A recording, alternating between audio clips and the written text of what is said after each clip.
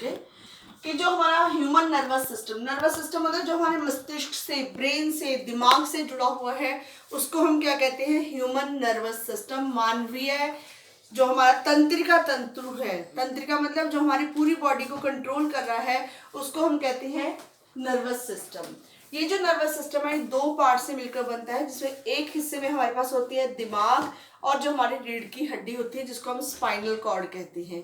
ये दोनों मिलके एक सिस्टम बनाती हैं जिसको क्या कहते हैं? Central nervous system. अब आप देखिए हमारे शरीर की कोई भी क्रिया होती है, छोटी से छोटी या बड़ी से बड़ी, सारी हमारे ब्रेन के द्वारा संतुलित की जाती है, या ये कह लो कि जो ब्रेन है वो हमारे बॉडी का कंट्रोल हाउस है। कोई भी एक्टिविटी हमारी होगी छोटी से छोटी या बड़ी से बड़ी, वो कहाँ से कंट्रोल होती है? हमारी ब्रेन से कंट्रोल होती है, या हमारी जो स्पाइनल कॉर्ड, रीढ़ की हड्डी होती है वहां से। क्योंकि जो रीढ़ की हड्डी है उसमें हमारा बोन मैरो बनता है। आपको पता होगा जो बोन मैरो है वो बहुत इंपॉर्टेंट पार्ट हमारी बॉडी का होता है।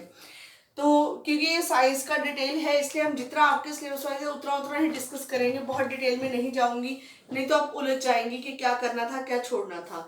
तो हम लोग बात करते हैं कि ह्यूमन नर्वस सिस्टम है जो दो पार्ट से मिलकर बनता है। एक क्या है? Central nervous system. Central nervous system में हमारे पास क्या आता है? ब्रेन, जिसे हम दिमाग कहते हैं, और दूसरा हमारे पास आता है स्पाइनल कॉर्ड, जिसको हम रीढ़ की हड्डी कहते हैं। तो शायद समझ आ गया होगा पहला पार्ट कौन सा है? Central nervous system. अगर आप कॉपी साथ लेके बैठी हैं तो इसको साथ साथ लिखते जाइए, तो ही आपको आसानी रहेगी, वरना मैं बोल के चली जाऊंगी, आपके पास पीछे पे ढूंढती रहेंगी किताबों में कहाँ से क्या करना है। किताब में बहुत कुछ दिया गया है जितने की आपको जरूरत नहीं पड़ेगी पेपर के मुताबिक।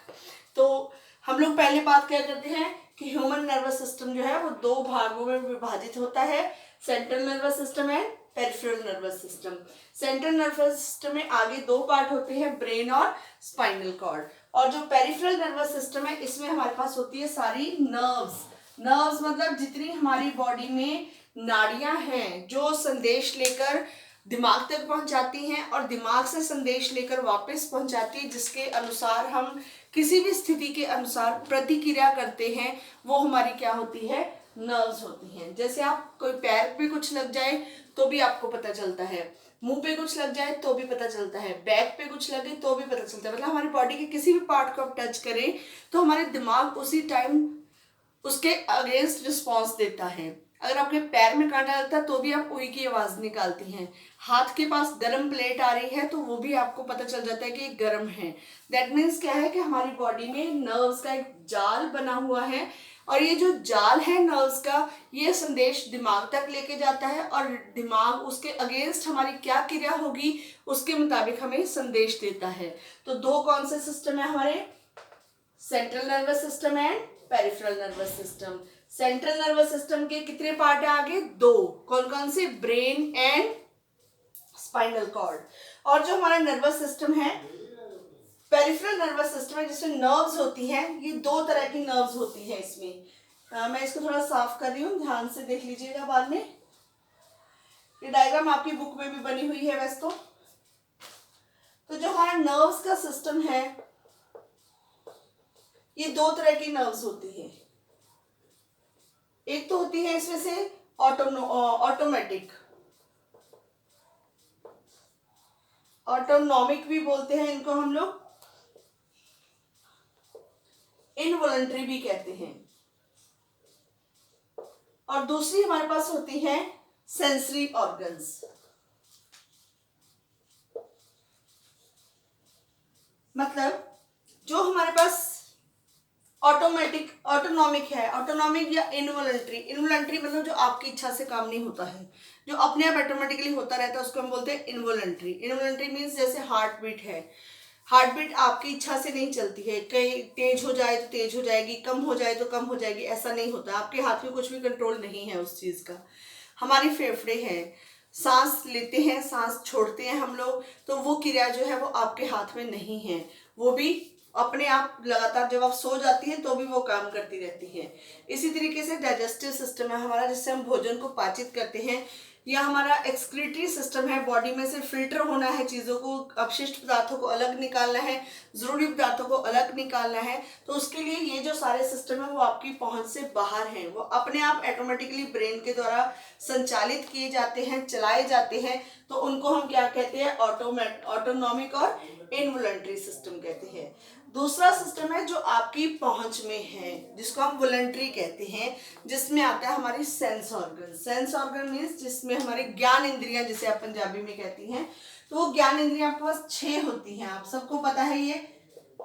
स्किन, टंग, आईज, ईयर्स, आंख, नाक, कान, नोज। ये आपके पास जो ज्ञान इंद्रियां होती हैं, जिससे आप अपने आसपास की जो सभी सूचनाएं प्राप्त करते हैं। कोई चीज खट्टी है, मीठी है, गर्म है, ठंडी है, सुनना है, देखना है, ये सब हमारी क्या है, सेंसरी ऑर्गन्स होते हैं। तो जो सेकंड हमारा पार्ट है नर्व्स का, वो कौन सा है, सेंसरी ऑर्गन, जो आपके कंट्रोल में है, जो आपकी इच्छा से काम करती हैं, वो है हमारी सेकेंड पार्ट। तो अभी तक हमने कितना डिस्कस किया कि जो हमारा ह्यूमन नर्वस सिस्टम है, सिर्फ ह्यूमन बीइंग्स ही ऐसे प्राणी हैं जिनमें सोचने की, समझने की, रिस्पॉन्स देने की क्षमता है। जानवर भी हमारे जैसे ही प्राणी है, लेकिन डिफरेंस हमारे में और उनमें क्या है, यही है कि हमारे में दिमाग है, हम सही गलत का सोच सकते हैं, रीजनिंग कर सकते हैं, कारण ढूंढ सकते हैं, पुष्टि कर सकते हैं। तो हम लोग उन सबसे अलग गिने जाते हैं। तो जो हमारा ह्यूमन नर्वस सिस्टम है वो किस में डिवाइडेड है, 2 पार्ट्स में, सेंट्रल नर्वस सिस्टम और peripheral nervous system. Central nervous system में आगे 2 पार्ट्स है, एक है ब्रेन, दिमाग जिसे हम कहते हैं, दूसरा हमारा स्पाइनल कॉर्ड, जिसे हम रीढ़ की हड्डी कहते हैं। दूसरी तरफ हम चले तो हमारा है नर्व्स का। नर्व्स मतलब जो हमारे सारे शरीर में नाड़ियों का जाल बना हुआ है। एक तो ब्लड की नाड़ियां होती हैं जो रक्त को लेके जाती है, रक्त को वापस लेके आती है, जो सारे शरीर में एक नेटवर्क बना हुआ है। आपके बॉडी के किसी भी भाग में चोट लग जाए, खून वहीं से निकल जाता है।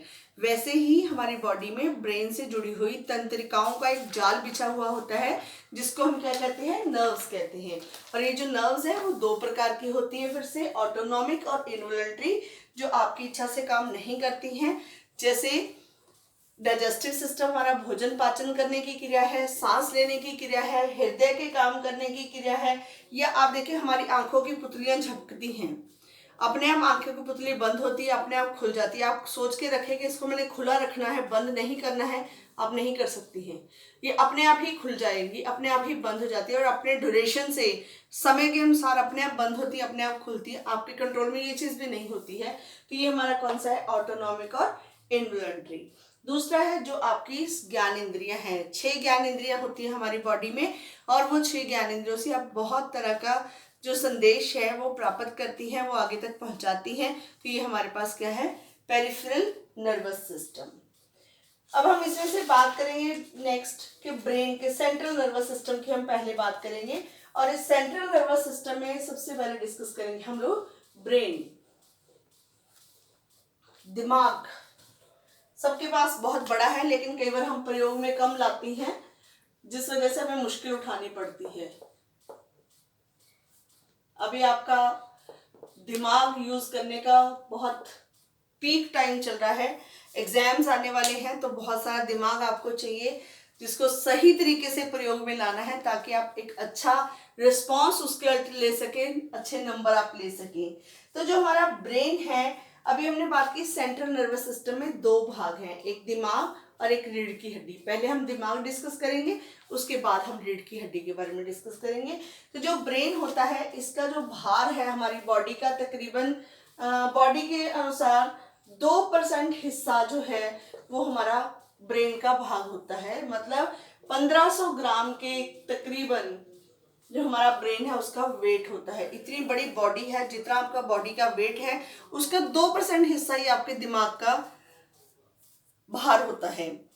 तो भार में कम है, लेकिन चलता बहुत है, काम सारे बहुत कंट्रोल करता है। सारी बॉडी को आपको चलाने वाला यही एक छोटा सा हिस्सा होता है। कहाँ होता है, ये सबको पता है कि हमारे सिर के ऊपर एक बहुत बड़ी खोपड़ी होती है। खोपड़ी मीन्स स्कल कहते हैं उसको, क्या कहते हैं, स्कल, जिसे आप पंजाबी में खोपड़ी कहते हैं। ये जो स्कल और जो खोपड़ी है ये बहुत हार्ड पार्ट होती है, जाके जो अंदर वाला ब्रेन है उसकी सुरक्षा हो सके, उसको बचा के रखा जा सके। तो जिस खोपड़ी में ये पाया जाता है उसको बोलते हैं क्रेनियल कैविटी। क्या बोलते हैं उसको? Cranial cavity. जो पंजाबी हिंदी वाले बच्चे हैं अगर वो भी इंग्लिश में याद कर लेंगे तो ज़्यादा इजी रहेगा। पंजाबी में मुझे तो टर्म्स मुश्किल लगी, बाकी आप फिर भी देख लेना जैसे आपको सुविधा रहे। तो जो हमारा ब्रेन है वो कवर्ड होता है, किससे कवर्ड होता है? एक खोपड़ी से। खोपड़ी क्या है? क्रेनियल कैविटी होती है। तो ये जो हमारी ये जो हमारा ब्रेन है, दिमाग है और जो हमारी खोपड़ी है, इसके अंदर एक द्रव पाया जाता है, एक तरल पदार्थ, एक लिक्विड पाया जाता है जिसको कहते हैं सेरिब्रोस्पाइनल फ्लूइड। Cerebrospinal fluid. ये जो सेरिब्रोस्पाइनल फ्लूइड है ये कहाँ होता है? खोपड़ी में। और दिमाग, जो हमारी क्रेनियल कैविटी है और जो हमारी स्कल है, ब्रेन और जो खोपड़ी है, इन दोनों के बीच की जो खाली जगह है उसके अंदर एक बहुत द्रव भरा होता है जो कि एक कुशन का काम करता है। कुशन का काम करता है मतलब आपके सर पे आपने कई बार देखा होगा चोट लग भी जाए तो हमारे दिमाग को कुछ नहीं होता, सिर्फ सर तक ही टांके लगते हैं, क्योंकि वो जो कुशन है वो अंदर जो हमारा ब्रेन है उसको जर्क लगने से, झटका लगने से रोक देता है। जब कभी दिमाग में चोट लग जाती है, कभी बहुत भारी एक्सीडेंट हो जाए और ये कुशन को कवर करते हुए, स्कल को कवर करते हुए, जो कैविटी है उसको, खोपड़ी को कवर करते हुए चीज ब्रेन पे टकराती है तो पैरालिसिस हो जाता है, लंगड़ापन जिसे हम कहते हैं, या जिसे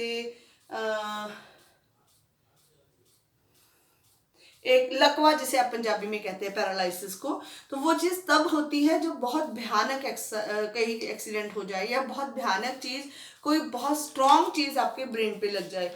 अदरवाइज आप देखिए सर पे थप्पड़ मारते तो कुछ नहीं होता है, कोई फर्क नहीं पड़ता है। कई लोगों के सर पे कई बार काम करते करते ईंट गिर जाती है तो भी कुछ नहीं होता है। बहुत बच्चे जब छोटे होते हैं बहुत बार बेड से नीचे गिर जाते हैं, खेलते खेलते नीचे गिर जाते हैं, सर जमीन पे लगता है लेकिन कुछ नहीं होता है। क्यों नहीं होता है?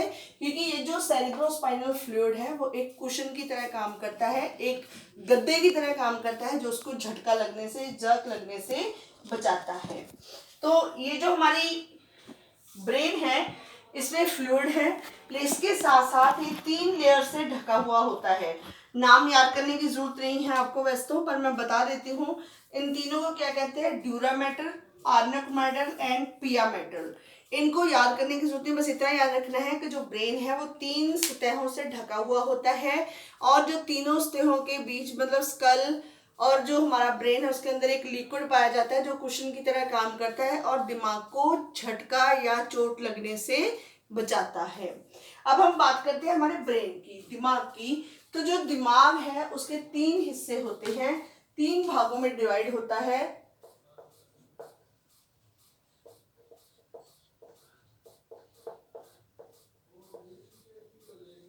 पहला होता है फोर ब्रेन, मिड ब्रेन और तीसरा होता है हैंड ब्रेन। हाइंड और हैंड, हाइंड ब्रेन। 3 हिस्से होते हैं, फोर ब्रेन अगले वाला हिस्सा, मिड ब्रेन मध्य वाला हिस्सा और हाइंड ब्रेन पीछे वाला हिस्सा। 3 भागों में जो हमारा दिमाग है वो डिवाइड होता है। ये आप डायग्राम शायद देख पा रही होंगी, सभी बच्चे देख पा रहे होंगे। ये जो हमारा हिस्सा है ये वाला, ये हमारा क्या है? फोर ब्रेन है। फोर ब्रेन मतलब आगे वाला हिस्सा है। ये जो हमारा फोर ब्रेन होता है ये दिमाग का तकरीबन 65% हिस्सा जो है वो कवर करता है और ये जो 65% हिस्सा जो कवर करता है लार्जेस्ट, इसको क्या कहते हैं हम लोग? सेरिब्रम। क्या बोलते हैं? सेरिब्रम। कौन सा भाग है ये? Fore brain. अगले वाले हिस्से को क्या कहते हैं? Fore brain. और फोर ब्रेन का नाम क्या है?